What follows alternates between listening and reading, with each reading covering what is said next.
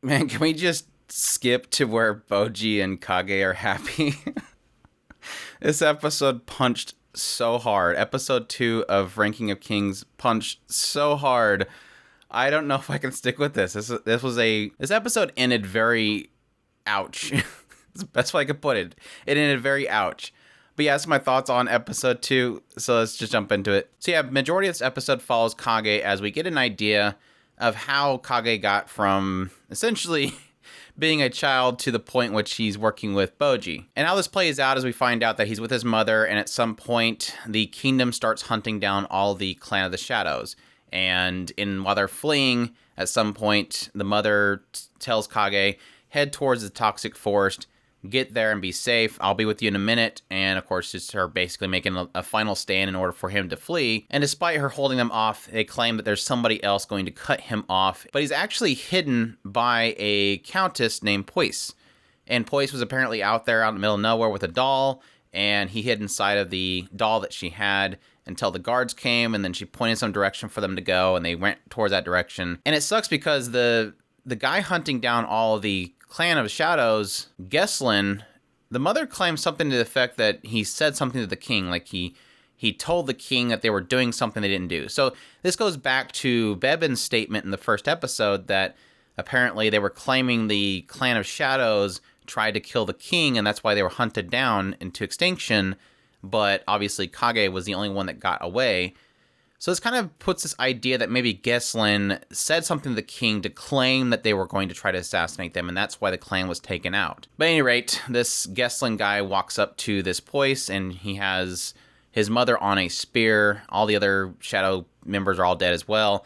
And Kage's like screaming out in tears, but this Poise kind of acts like she's crying too in order to cover up his tears. I don't know who the Poise is. I'm sure that Poise will come in later on, but pretty cool that she did that for him. They claim that they serve King Bo, which I'm guessing is Bose, which is the king, the father of Boji, but kind of interested to see if they'll explain why they protected Kage. Maybe they knew there was this plan to take out the Clan of the Shadows, and maybe they were against it. But yeah, following this, they pretty much send Kage on his way out of the kingdom. He ends up kind of pretty much hiding away in some village nearby where he has to basically scrape for any food.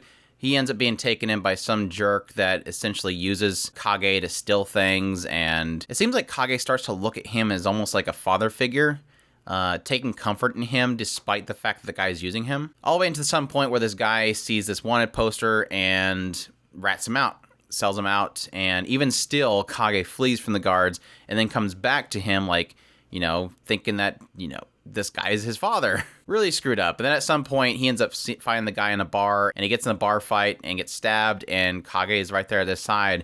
Almost like the guy realizes that Kage was, again, seeing him as almost like a father right up to his death. And following this, we basically get a really quick jump forward, seeing Kage over time, stealing things in order to survive, and becoming darker and darker in the way that he sees the world. Until eventually he meets Boji, and then that pretty much changes everything. But it also kind of makes a contrast between Kage and Boji. As you see that Kage was obviously exiled from the world looked down upon him, he had nothing, everybody turned against him. And at the same time, you see Boji, who nobody respects, and everybody looks down upon him and rejects him as well. So you're getting that parallel drawn between the two of them up until the point where he sees Boji fighting Prince Daida and winning. This is where things turn again to sadness, as Boji's obviously winning against Daida, dodging his attacks, retaliating, and everybody's starting to yell that he's a coward because he's dodging his attacks. He's not fighting Daida the way they feel that he should. And this extends to Domas, as Domas signs something to him, which we find out later he signs to him that his swordsmanship is not that of a king, that he should be exchanging blows with Daida. And the moment he does that, he gets his butt kicked. And Daida doesn't leave it at that. Daida just continues to beat on him, and you'll find out he did it in order to prevent Boji from ever standing up against him again. Like, he wanted to disable, he wanted to wreck him completely, and that he feels that whole scenario was exactly as planned. As he gets back to his place, you find he's got this mirror on his wall, and he claims this mirror told him that, yes, one day he would become the true king, and it's all according to that plan. that the statements that this mirror made is happening. Yeah, and I also forgot to mention that, yeah, while he's beating on him, Kage was about to intervene. Again, seeing that Boji was his first friend after everybody rejected him, he was going to jump in and attack, but this guy Apis actually stood in. He threw his spear down to block them, to kind of stop the fight. Yeah, cut to Boji pretty much completely wrapped up by a whole bunch of bandages. He's in bed, and Domas is at his side. Kage is underneath his bed, and Domas says something to the effect that it seems like he's trying to do this for a purpose. Like he wants Boji to get stronger.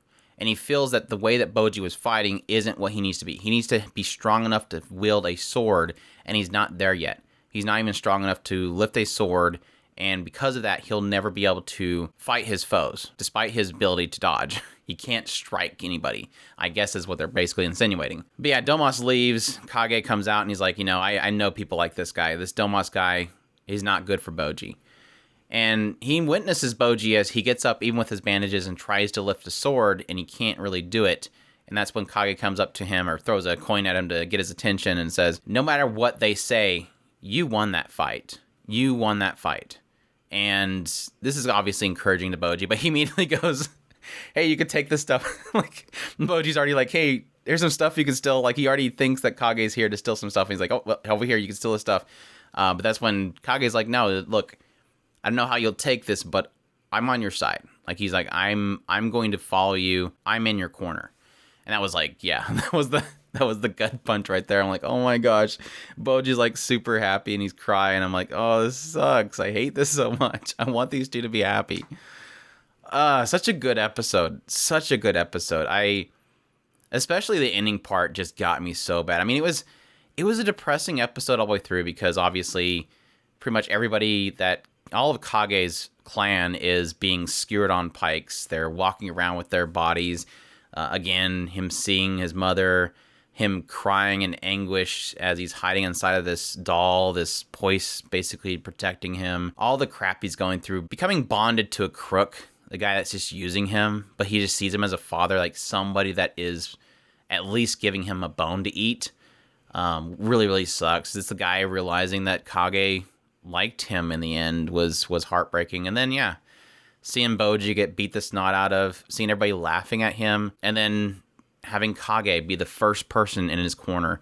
It was a very depressing episode, but it had a tearful smile at the end, and that's the only thing that really saved the episode from being just complete sadness, is just that smile at the very end that just, I want him to be happy. I just, hopefully from this point on, it'll be decently happy and positive, just having the two of them together. Because the problem is, this episode was all about the two of them being separated by everybody else. The two of them having nothing. And then to have this brief moment at the very end where they come together, that's the hope going forward, is having these two always be at each other's side. No matter what other people say, Kage will help Boji. And no matter what people say about the clan, Boji will have Kage. And that's the positive nature that could possibly come out of this. I'm curious if Pose will come back, or Poise, however you pronounce that in Japanese, Poise. Because like I said, I don't recall them mentioning Poise before. They kind of talk about the fact that Poise was unsettling, and I don't know why. I guess they didn't like how she looked. There was plenty of people in this backstory that looked weird. Poise was the least weird looking character out of all of them. I mean, let alone Geslin looked weird, but I kind of assumed that the whole situation with the Clan of Shadows was going to be a case of somebody betraying them somehow. It kind of implies that the Clan of Shadows were like a group that is hired by the Kingdom themselves to take out people. And so it was probably just a matter of them going, okay, well, they're a threat to us, so we'll just tell the king that they are, bad for everybody, and to take them out now before we decide to do something against the king. That's my assumption. But yeah, fantastic episode, despite it being extremely depressing. This is, again, even after the first episode, out of the second episode, this is turning out to be a fantastic series, and I cannot wait for more. But I hope you guys enjoyed my impressions. If you did, leave a like down below, comment, let me know what you thought of the episode. Subscribe if you haven't already. Share this video if you can. Support us on Patreon if you can. We definitely appreciate everybody that does. And there's a tip button in the description if you want to support us directly. And y'all take care.